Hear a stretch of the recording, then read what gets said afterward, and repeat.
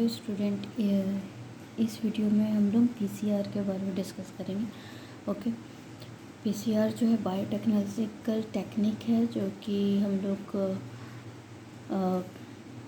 Criminal investigation में या किसी पैथोजेंस को बॉडी में डिटेक्ट करने में हम लोग यूज़ करते हैं। जनरली डीएनए का एम्प्लीफिकेशन करते हैं। ठीक है, तो इसका जो फुल फॉर्म है पॉलीमरेज चेन रिएक्शन। ठीक है, polymerase chain reaction.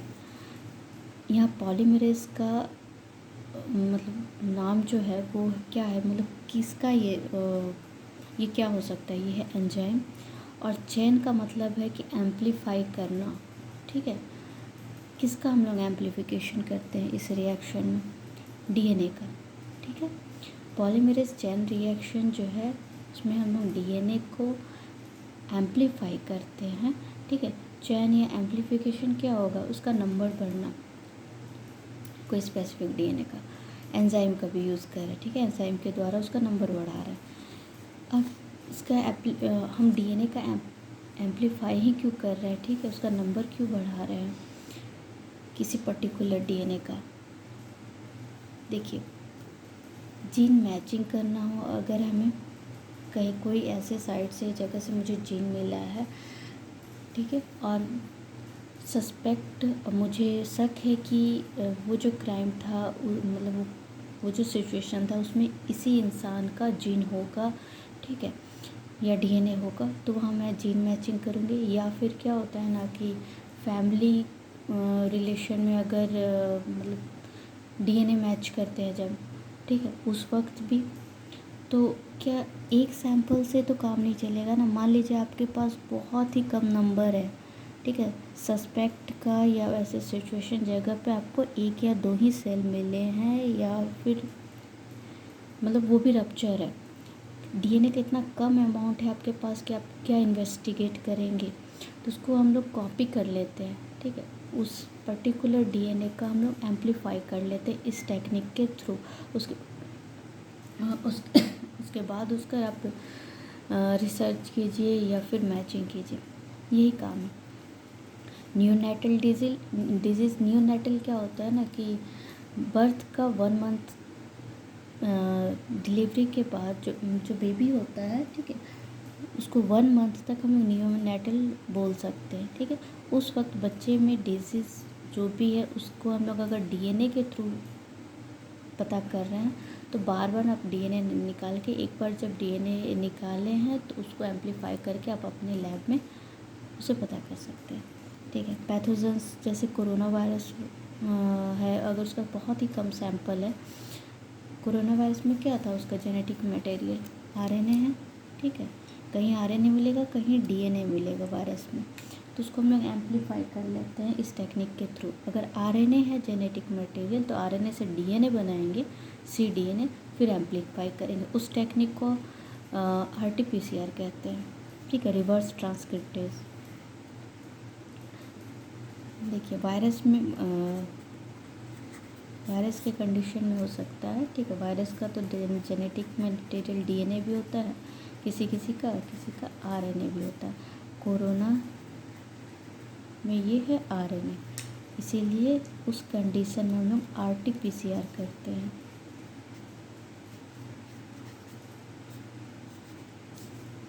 Reverse transcription PCR, reverse transcription PCR। ठीक है, ओके। अब क्या है कि पीसीआर करते वक्त डीएनए का अगर हम कॉपी बना रहे हैं तो रिक्वायरमेंट क्या होना चाहिए। सबसे पहला क्वेश्चन तो यही कि डीएनए जो है वो किससे बना है, तभी तो हम उसका नंबर बढ़ाएंगे वही सब मटेरियल डाल के। डीएनए बना है न्यूक्लियोटाइड से, न्यूक्लियोटाइड को ऐड कौन करता है, पॉलीमरेज एंजाइम। पॉलीमरेज एंजाइम तो अब केवल वैकेंट जगह पे तो जाके नहीं ना ऐड करने लगेगा, उसे एक टेम्पलेट चाहिए जिसको वो देख के उसका कॉपी करते जाए। ठीक है, तो डीएनए का जो मुझे सैंपल मिला था उसको डालेंगे। ठीक है, तो डीएनए रिक्वायरमेंट होगा, DNA template, DNTP deoxy nucleotide triphosphate, ठीक है। DNA जो होता है वो डीऑक्सी न्यूक्लियोटाइड से बना होता है, ठीक है। एंजाइम है आपका पॉलीमरेज एंजाइम। अब प्राइमर भी ऐड करेंगे, क्यों? क्योंकि DNA का जो ये 2 स्ट्रैंड है, दोनों को सेपरेट करने के बाद हर एक स्ट्रैंड का जो कॉपी बनेगा, तो पॉलीमरेज जो है वो डायरेक्ट आके नहीं बनाएगा, उसे एक प्राइमर चाहिए। वो फर्स्ट प्राइमर से ऐड होगा, देन उसको एक्सटेंड करता जाएगा, ठीक है। अब रिएक्शन में पीएच मेंटेन रहे उसके लिए बफर चाहिए, और रिएक्शन को फास्ट करना है उसके लिए मैग्नीशियम भी चाहिए। यहाँ पर जो एंजाइम है polymerase enzyme, tag polymerase enzyme का हम लोग यूज़ करते हैं। टैग पॉलीमरेज एंजाइम का ही क्यों यूज़ करते हैं, अभी इसके बारे में समझेंगे। देखिए, एक और पॉइंट नोट करने वाली है, प्राइमर का जो लेंथ है वो 18 to 20 न्यूक्लियोटाइड होता है, उससे अधिक नहीं होना चाहिए, ठीक है। देखिए,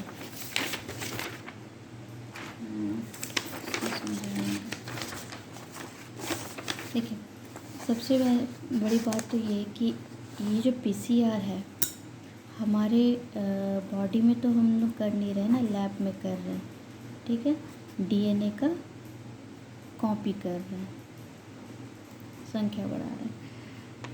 तो जो कंडीशन हमारे बॉडी में है DNA के रेप्लिकेशन में होता है, DNA से DNA बनना रेप्लिकेशन कहलाता है हमारे बॉडी में, ठीक है।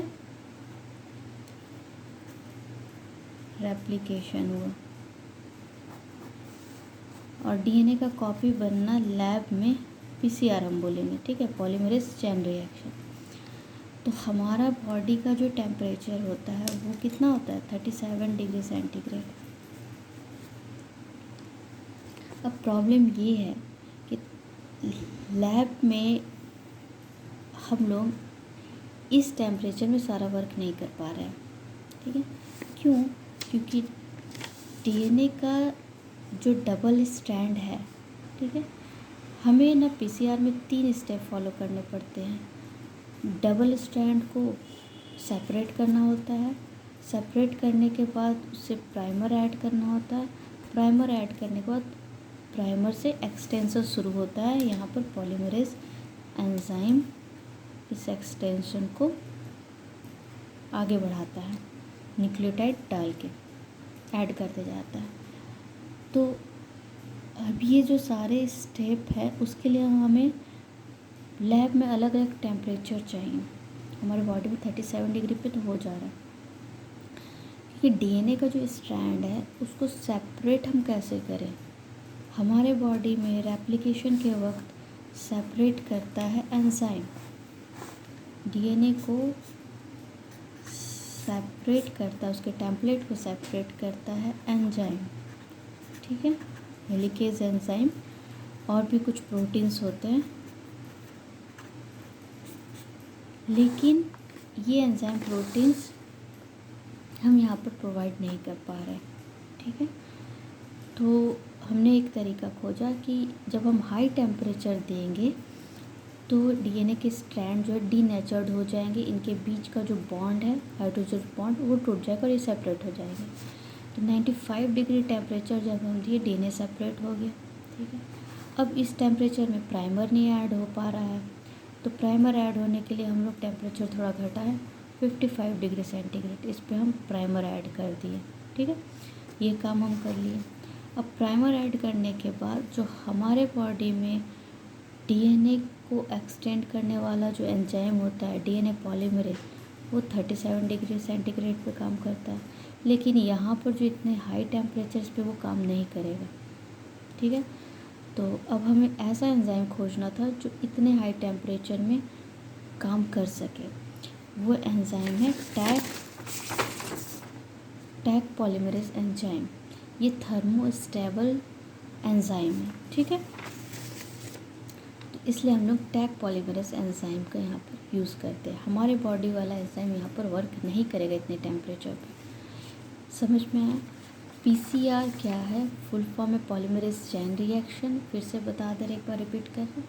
एम्पलीफाई करते हैं डीएनए का। एप्लीकेशन से इसका क्यों एम्पलीफाई करते हैं कि कुछ कंडीशन में हमें इन्वेस्टिगेट करना पड़ता है या पैथोजन फाइंड आउट करना पड़ रहा है, डिटेक्ट करना पड़ रहा है, तो एक सैंपल काफ़ी कम पड़ता है उसके लिए।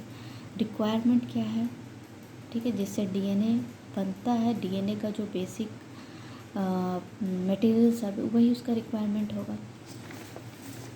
इसमें हम क्योंकि बॉडी के आउटसाइड कर रहे हैं ये, तो इसलिए हमें टेम्परेचर, अलग अलग टेम्परेचर पर अलग अलग वर्क करना पड़ रहा है, क्योंकि सारे एंजाइम हम यहाँ प्रोवाइड नहीं कर पा रहे हैं।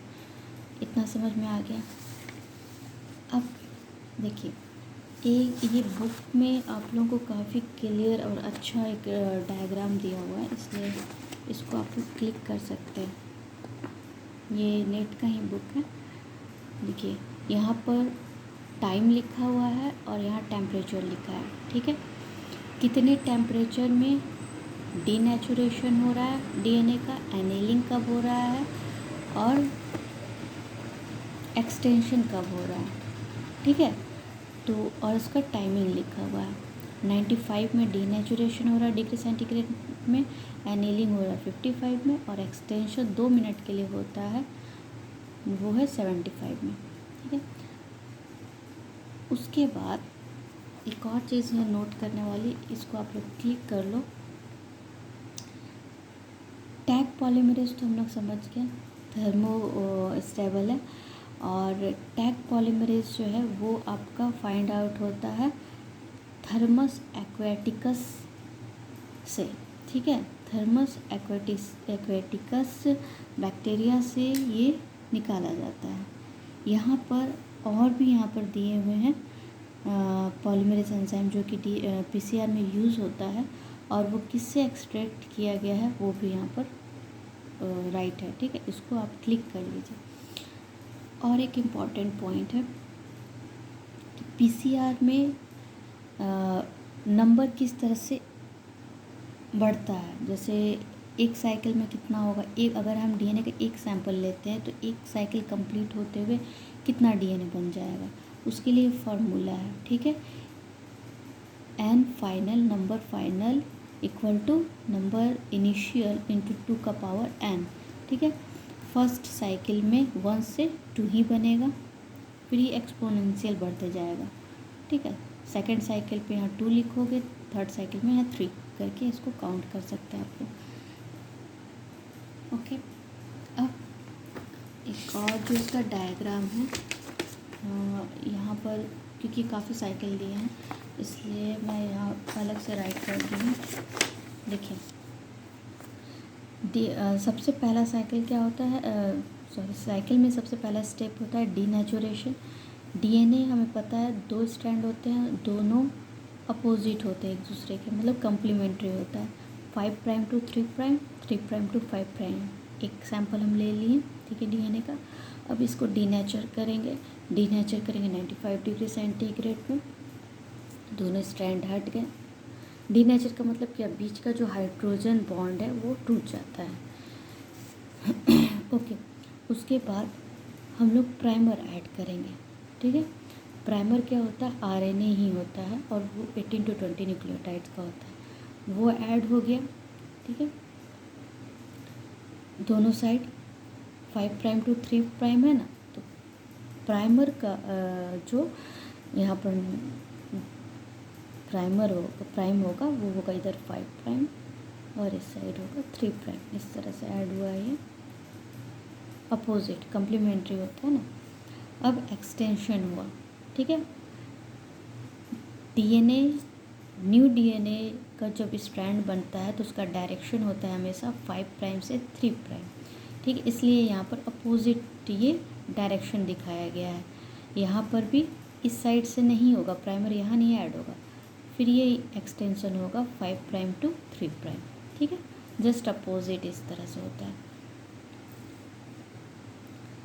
ठीक है, डीनेचुरेशन हुआ, प्राइमर एनेलिंग हुआ, एक्सटेंशन भी हुआ। यहाँ पे एनेलिंग के बाद एक्सटेंशन का मतलब क्या है, यहाँ पर न्यूक्लियोटाइड ऐड होते गया। किसने न्यूक्लियोटाइड ऐड किया है, टैग पॉलीमरेज। ठीक है, यहाँ पर है 1 बाय 1 ऐड करते जा रहा है। अब फाइनली 2 स्ट्रैंड बन गए। ये सिंगल जो टेम्पलेट था एक और उसका कम्प्लीमेंट्री बना और ये सेकंड वाला का भी कम्प्लीमेंट्री बना। 2 स्ट्रैंड 2 डीएनए यहाँ पर बन गए। एक सिंगल डीएनए से एक साइकिल में 2 डीएनए यहाँ पर बन गया। ठीक है, आई होप ये समझ में आया होगा आप लोगों को पीसीआर।